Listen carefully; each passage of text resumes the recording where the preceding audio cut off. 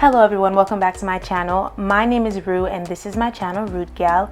Today is the last day of Black History Month and I'd have it no other way than to try some of the popular items from the crayon case. So stay tuned for the final look. So starting off, I have applied some setting powder under my eyes to help with any possible fallout, and I'm using a clean brush from BH Cosmetics to apply my base.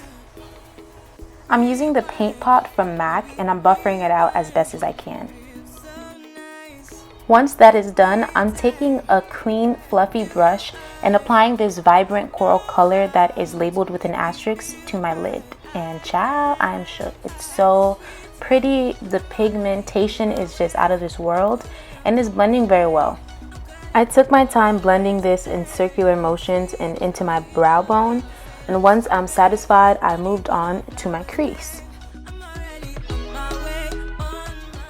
Now using this sort of midnight blue, I'm packing it onto my crease and blending it into the coral color as I go along.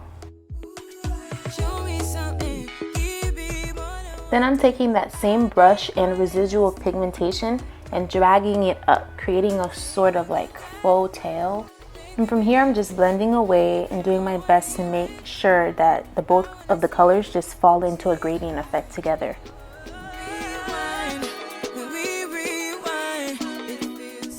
I'm going back in with whatever shadow I have left over on this fluffy brush until I am satisfied. And it's looking blended to me, so I'm grabbing a small flat brush and using my MAC paint pot in the color Soft Oak, I'm starting on my cut crease. Now I think this is my 4th attempt in doing a cut crease ever, and cutting the crease is where I usually have a hard time. So I'm being very delicate and imagining the shape I'm aiming to get and just taking my time because this is not a race. And I can't lie, at first I was looking a little rough and I was getting a little bit nervous.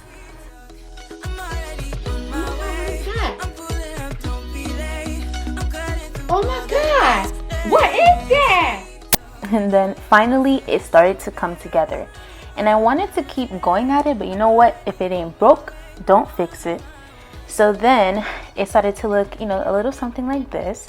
And I decided to take the small brush that I had some of the dark blue shadow left over on it. And I started to narrow out the edges of my lid.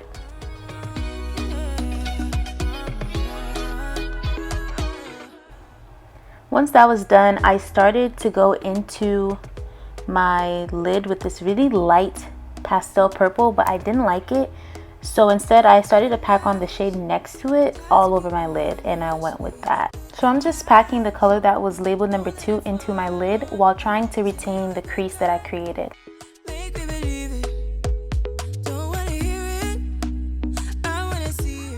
So I'm just making sure that I cover every inch of this cut crease.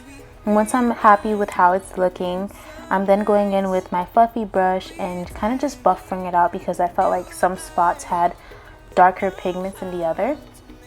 Once that's done, that pretty much cuts it for my eyes. And now I'm using the highlighter in the color Glola.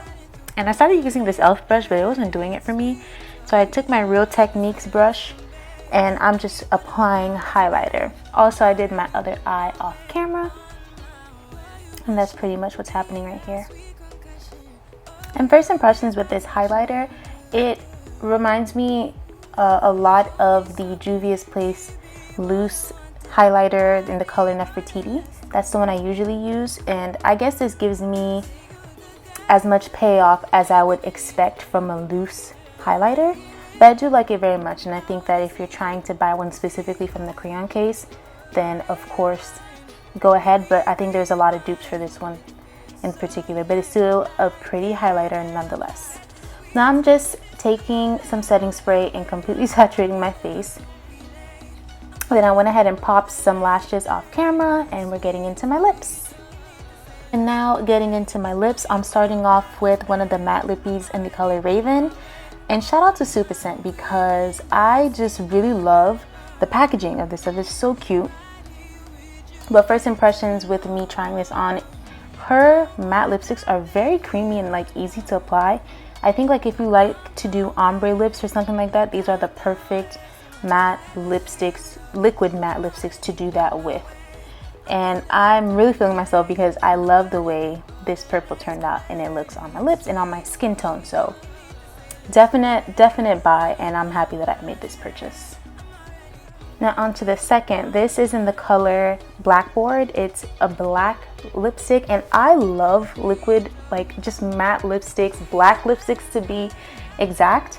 So I was, you know, really excited about this one, and I was not disappointed. Like the color payoff, how soft and creamy it is. It's not drying like the life out of my lips.